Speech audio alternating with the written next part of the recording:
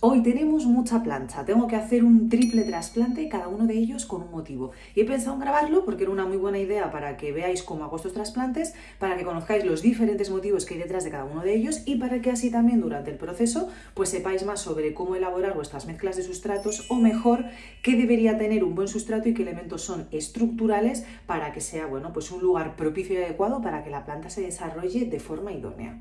En cuanto a los trasplantes que vamos a hacer hoy, vamos a cambiar de maceta a mi Stindapsus. Por aquí le veis, el problema principal es que la maceta se seca muy rápido y tengo que estar regándole en torno a 2 o 3 veces a la semana. Algo insostenible, se me deshidrata de forma muy frecuente, por lo que hoy vamos a cambiarle a una maceta más grande. El segundo trasplante que vamos a hacer, el de mi singonio. Adoro a este singonio. Y lo que ocurre es que le veo apático, le veo triste y con un crecimiento lento. Mi deducción es que el sustrato no es adecuado para él, se ha compactado con el paso del tiempo y quiero ponerle un sustrato de mayor calidad. Y por último vamos a hacer un trasplante también a esta alocasia que veis aquí. Lo cierto es que está maravillosa y creciendo muchísimo y muy rápido y la maceta tampoco se me seca, pero sí empiezo a percibir que dado el volumen de parte aérea que tiene y lo pequeñita que es la maceta, se está quedando sin espacio para desarrollarse correctamente y antes de que el problema sea mayor quiero ponerle solución cambiándole de maceta. Y antes de meternos en faena con todos los trasplantes os quería enseñar una plantita que tengo conmigo y que me hace mucha ilusión porque es muy bonita y no os la he enseñado por aquí. Mirad, es este anturio. No me digáis que no es precioso. Tiene un tamaño de hoja bárbaro, no es gigante, pero es bastante grande en comparación con mi mano. Y luego tiene estas otras 3 hojitas. Para mí es muy especial. ¿El motivo? Pues porque me lo regalaron en Bruselas y me lo he traído conmigo de Bruselas aquí. Antes de que me digáis cómo se transportan las plantas, sobre todo cuando te mueves en países de la Unión Europea, tienes que hacer 2 cosas. Primero, tener un certificado fitosanitario y segundo, quitar la tierra, que es lo más problemático porque es donde pueden contenerse las plagas. No te van a dejar pasar el control del aeropuerto en ningún caso con tierra. Ahora, si tienes tu certificado de la planta y lo comunicas antes, no hay ningún inconveniente. Así es como yo lo he hecho y aquí estoy con este anturio. Y dicho esto, deciros también que voy a estar unos días en Madrid, entonces voy a aprovechar para hacer todas las tareas acumuladas que tenga, tanto de recuperación de plantas, que ya os conté el pequeño incidente con la terraza cubierta y tengo muchas plantas en mal estado, y también para hacer trasplantes y acomodarlas mejor, porque así de cara a primavera pues van a poder crecer mucho más vigorosas. Y nada, dicho esto, vamos allá con los trasplantes. Empezamos con el Stindapsus. No le quiero marear mucho porque la verdad es que está precioso, mirad lo que largo y qué bonito. Entonces vamos a hacer el trasplante bastante rápido, simplemente sacar la tierra de la maceta y poner tierra nueva. El problema principal es que el pobre se me deshidrata y me lo encuentro desmayado con las hojas pues así dobladas hacia adentro de falta de sed continuamente y de hecho es que mirad cómo tengo la maceta con 3 bolitas de autorriego porque claro, como le falta tanto agua siempre se las dejo puestas porque en muchas ocasiones pues no puedo atender sus demandas de agua. ¿Cuál es el motivo o qué es lo que yo creo que sucede y por qué me pide tanto agua? Voy a poner esta bolsa por aquí para no cansar. Bueno, pues un segundo y os lo digo. Yo creo que el problema principal, y creo que es lo que me voy a encontrar, pero ahora os lo enseño, creo que el problema principal es que tiene más raíz que tierra. Entonces, como la planta ha crecido tanto, porque lleva años en esta maceta, ha desarrollado mucha raíz y hay muy poca tierra y por lo tanto pasa sed, porque no tienen todas las raíces superficie de tierra para coger agua y eso es lo que provoca que se deshidrate. Entonces, dadme un segundo. Y vamos a ver cómo está esto. Es que de hecho la maceta es pequeñita. El punto es que no sé a qué maceta le voy a pasar porque no os penséis que tengo tantas.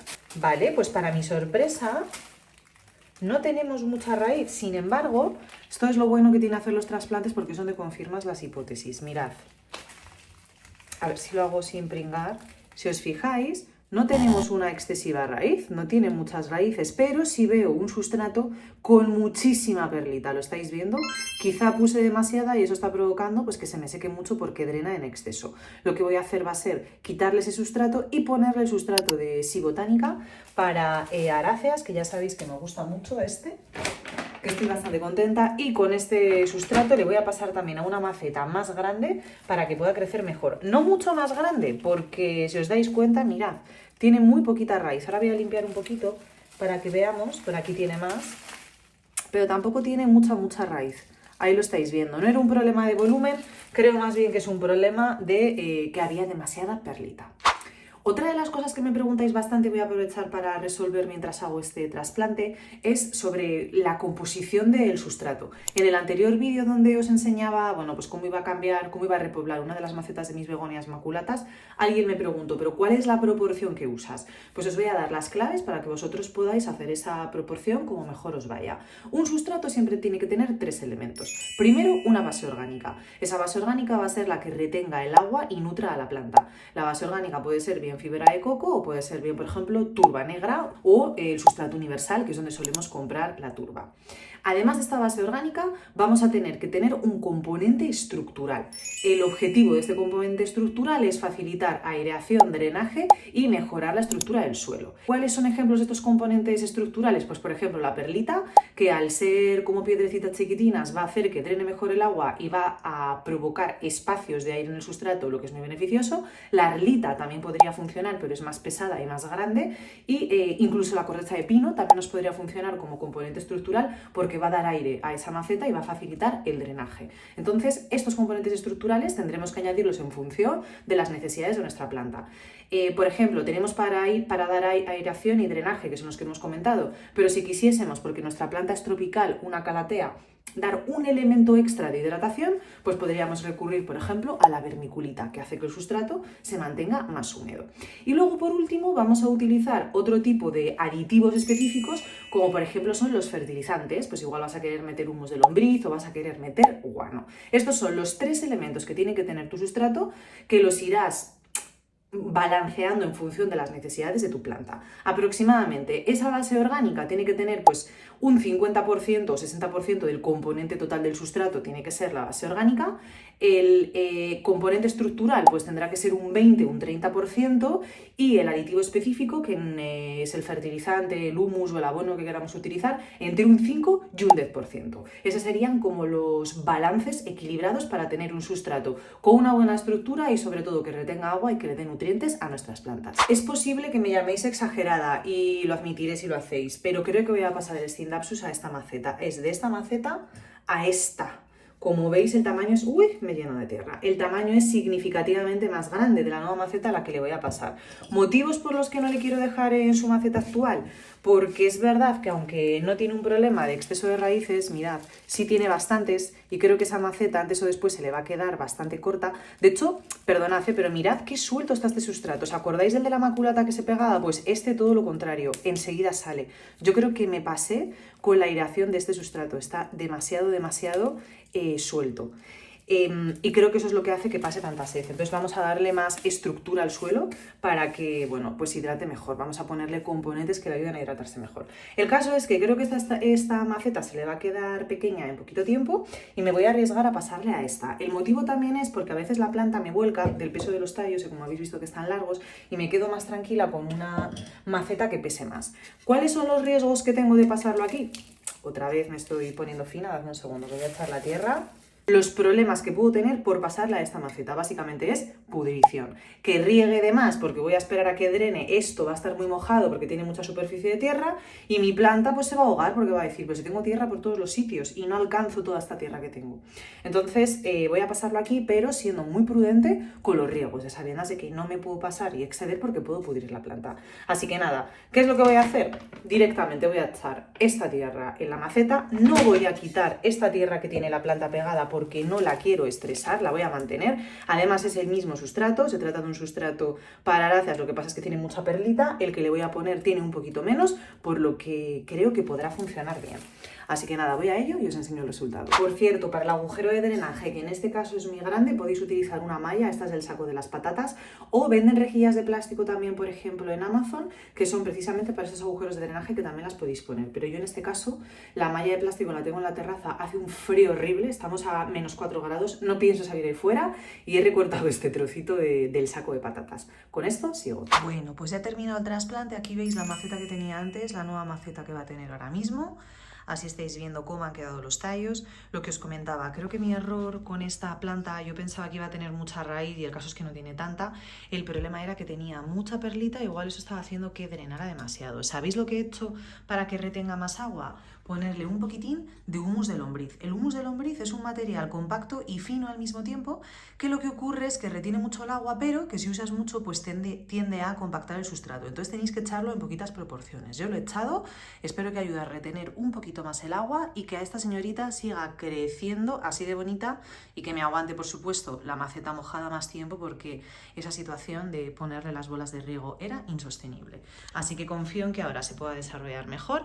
Lo que voy a hacer va a ser regar un poquito para ayudarle a sentar raíces y, oye, a confiar en que siga creciendo y en que me dé nuevos tallos, porque me parece que tiene poquitos y me encantaría que surgiese alguno otro nuevo. Seguimos con el siguiente trasplante, que es el de este singonio. No me digáis que no es precioso. Es una monería, tiene ya algunas hojas por la base que se están estropeando, pero vamos a cambiarlo de sustrato porque mi teoría, vamos a ver si se cumple o no, porque en el Stendapsus no se cumplió, pero mi teoría es que tiene un sustrato tremendamente inadecuado. De hecho, yo cojo la maceta y pesa una barbaridad, y ya veis que es pequeña. La del Stendapsus, que es esta, que es igual, cuando lo cogí no pesaba nada, o sea, el Stendapsus es muy ligero, sin embargo esta pesa muchísimo. ¿Sabéis cuál creo que es el problema? Que este sustrato es un sustrato de fibra de coco que mezclé con humus de lombriz, porque la fibra de coco tiene muy poco aporte nutritivo, entonces el mezclarle con humus de lombriz es bastante interesante. Pero el humus de lombriz tiene el inconveniente de que no te puedes pasar mucho con las cantidades, porque si te pasas tiende a acumular mucho agua y a compactar en exceso el sustrato y se vuelve como muy denso, y eso pues digamos que perjudica el paso del aire, el paso de agua y el crecimiento de las raíces. Pensad que el sustrato cuanto más poroso sea mejor, porque va a facilitar que pase tanto el aire como el agua y como que crezcan las raíces, porque si tienen resistencia les cuesta. Entonces creo que este sustrato es todo lo contrario a lo que debe de ser un sustrato: aireado, con buen drenaje y sueltecito, no compactado. Fijaros cómo está. Se le ve bastante pedrusco, debo decir, quitando esa tierra suelta, que la voy a tirar aquí un segundo.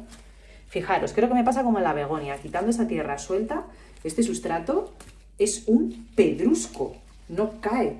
Entonces vamos a liberarlo, porque es muy posible que esté apelmazado y que la planta no se esté hidratando bien y se esté pudiendo desarrollar pues de la mejor manera. ¿Por qué pasa esto? Si os lo preguntáis. Esto, cuando lo pones la primera vez, es decir, cuando haces la mezcla, el sustrato puede estar suelto, pero el hecho de regarlo de forma continuada y ese paso de agua al final hace que la tierra se vaya compactando, que vaya como moviéndose y bueno, pues que se formen bloques que no permite que al final circule bien ni el agua ni el aire. Entonces vamos a sacarlo para ver si mi teoría es cierta y vamos a ponerle nuevamente un sustrato más aireadito con la mezcla que tengo para aráceas. Me ha costado, pero he conseguido sacar la planta, no sin romper algunas raíces porque estaban francamente apretadas.